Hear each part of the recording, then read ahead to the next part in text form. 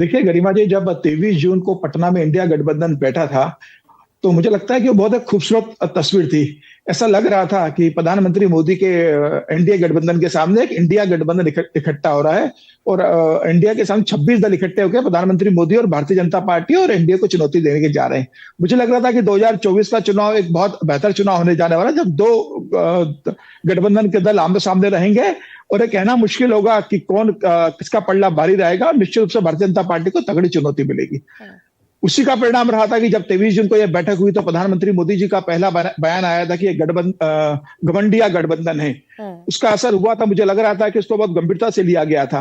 मुझे लग रहा है कि विपक्ष ने शुरुआत बहुत अच्छी की थी गठबंधन बनाने की, लेकिन विपक्ष उस गठबंधन को सिरे तक ले जाने के लिए लोकसभा चुनाव तक आपसी सहमति बनाने को लेकर, सीटों का डिस्ट्रीब्यूशन करने को लेकर, एक संयोजक बनाने को लेकर, प्रधानमंत्री को कोई चेहरा देने को लेकर विपक्ष इस बात पर अपनी एकजुटता बना के नहीं रख सका।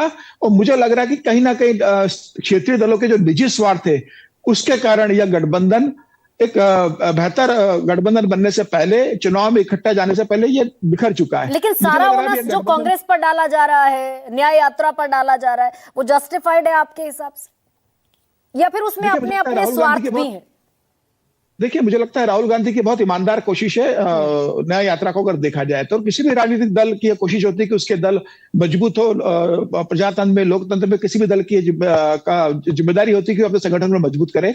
राहुल गांधी अगर यात्रा पे निकलते तो उसमें कुछ भी गलत नहीं है। लेकिन समस्या राहुल गांधी के साथ और कांग्रेस के साथ ये थी कि वो जिस इंडिया गठबंधन के सहयोगी के साथ यात्रा में सहयोग चाह रहे थे, वह सभी दल कांग्रेस से टूटकर निकले हुए थे। और उन सब दलों को यह डर था कि राहुल गांधी की यात्रा अगर सक्सेसफुल होती है और अगर कर्नाटका और तेलंगाना जीतने के बाद अगर कांग्रेस के पास मुस्लिम वोट बैंक जाता है और कांग्रेस का संगठन मजबूत होता है तो उनका ही वोट बैंक अपना अस्तित्व संकट में है।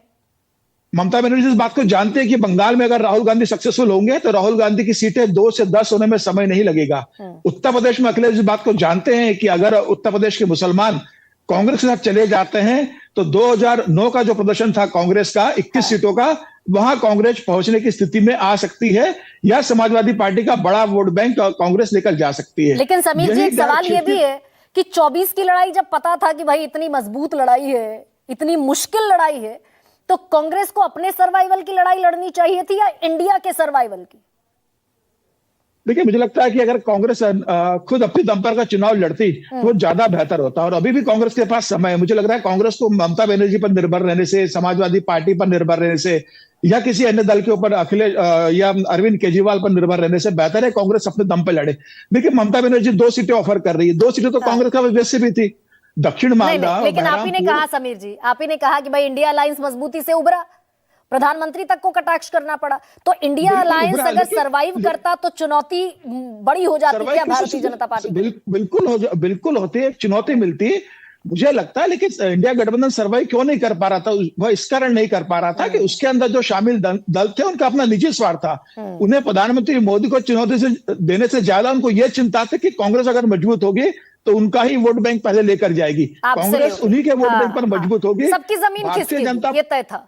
हाँ, तो सुरेंद्र राजपूत, आपको इस लड़ाई में, देखिए नोट, इसमें कहीं कोई संदेह तो है नहीं कि कांग्रेस भी सर्वाइवल के संकट से जूझ रही है, लेकिन 2024 में कांग्रेस का सर्वाइवल से ज्यादा बड़ा प्रश्न सत्ता के करीब पहुंचना या इंडिया अलायंस की मजबूती के तहत सत्ता तक पहुंचना, ये बड़ा लक्ष्य होना चाहिए था क्या? और न्याय यात्रा ने इसको विखंडित एक तरीके से खत्म करने का काम किया क्या? गरिमा जी, आप एक स्वतंत्र प्रस्तोता हैं और बड़ी विख्यात हैं। आपका अपना मीमांसा है, कुछ कठिन मीमांसा भी हो सकती है, वो भी हमें धनात्मक ऊर्जा देती है। हम तो एक चीज जानते हैं, ये लड़ाई सत्ता की लड़ाई नहीं है, ये संविधान को बचाने की लड़ाई है, लोकतंत्र को बचाने की लड़ाई है। और भरोसा करें आप मेरी इस बात का कि अगर 2024 की ये लड़ाई जो है कहीं भारतीय जनता पार्टी का मायावी शासन की तरफ गई तो देश में फिर लोकतंत्र की आपकी वो नहीं रहेगी, फिर आप एक दूसरी दुनिया में चलेंगे, उसमें कहीं कोई दो। तो कांग्रेस पार्टी ने जो पथ चूज किया है जनता जनार्दन के पास जाने का, वो सिर्फ कांग्रेस के लिए नहीं है, लोकतंत्र और संविधान को बचाने के लिए है। और इंडिया गठबंधन का एक एक दल उससे अछूता नहीं है, उसको भी वही संकट है जो स्ट्रैटेजी में कांग्रेस कहीं पार्टी लैग को किया क्या संकट सुरेंद्र है। जी? आप ये भारतीय जनता पार्टी के लोग, हाँ, स्ट्रैटेजी में कहीं देखिए चूक हुई। स्ट्रैटेजी हर आदमी अपनी बेस्ट, नहीं स्ट्रैटेजी नहीं सुनिए ना, स्ट्रैटेजी हर आदमी बेस्ट बनाता है, लैकिंग या लैकिंग नहीं ये तो जनता डिसाइड करती है। मैं तो आरपी सिंह साहब से पूछ रहा हूं ना कि हमारी लड़ाइयों को बड़ा मजा लेकर के कर रहे हैं, चचा के साथ है कि भतीजे के साथ, चिराग के साथ कि पशुपति के साथ, ये जरा बता दें, या दोनों को 7-7 सीटें देंगे ये बता दें जरा सा। और ममता बनर्जी के ऊपर चटकारे आप ले रहे हैं, क्या ममता बनर्जी आपके साथ हैं क्या? वो क्या नीतीश कुमार हैं? तो अखिलेश यादव जी अंतिम सवाल। क्या आपके साथ है? अखिलेश यादव जी इंडिया गठबंधन के बहुत मजबूत हैं। हाँ जी। ठीक, लेकिन अखिलेश शामिल होंगे या नहीं इस पर सस्पेंस है। लेकिन कांग्रेस दहाई के आंकड़े से निकलकर सैकड़ा छुएगी इस बार? जी और ये मेरा हमारा नहीं, ममता मैं बनर्जी का आपको बयान है। जिम्मेवारी से कहता हूं, इंडिया गठबंधन पूरे देश में, इंडिया गठबंधन पूरे देश में भारतीय जनता पार्टी के मायावी शासन का अंत करने जा रहा है और तुरंत करने जा रहा है, सीटें बता जिसकी दीजिए। वजह से, क्योंकि देखिए कितना नरेंद्र expected मोदी है जी आप? को ना अपने नाम पर भरोसा रहा, ना अपने काम पर भरोसा रहा, ना प्रभु श्री राम पर भरोसा रहा, इसीलिए वो नीतीश कुमार के शरणागत गए, नीतीश के पैर पकड़ने गए हैं और हेमंत सोरेन ने झुकने से मना कर दिया, उसको जेल भेज दिया। ठीक है सुरेंद्र आप जी, बताइए ना wind up इतना करना। डर किस बात का? अगर ये Conclude लोग करना 400 होगा। सीट जीत रहे हैं तो समय की नीतीश बात के है काहे मेरे पास, शरणागत मुझे हुए? कंक्लूड करना होगा। घनश्याम, ये बता दीजिए कि भाई उत्तर प्रदेश में 80 में से कितनी सीटें निकाल ले जाएंगे आप इस बार, और आधार क्या उसका? आप सब भी मिल जाते, मायावती भी मिल जाती, कांग्रेस भी मिल जाती, एसपी भी मिल जाती, तब भी 49% का वोट शेयर था आपके पास। बीजेपी के पास 51% तकरीबन का वोट शेयर है यूपी में। नहीं, दो बातें हैं। एक बात है कि 2022 में समाजवादी पार्टी को सिर्फ अपने दम पे लगभग 3 करोड़ वोट मिले, भारतीय जनता पार्टी को 3 करोड़ 80 लाख वोट मिले उत्तर प्रदेश के चुनाव में। वो वोट और जो हम पीडीए की यात्रा कर रहे हैं वो जमीन लगातार मजबूत हुई है। और जो मुख्य बात है कि ये आर पार के एजेंडे की लड़ाई है। भारतीय जनता पार्टी अपने पूरे चुनावी अभियान में कभी जिक्र नहीं करेगी बेरोजगारी का।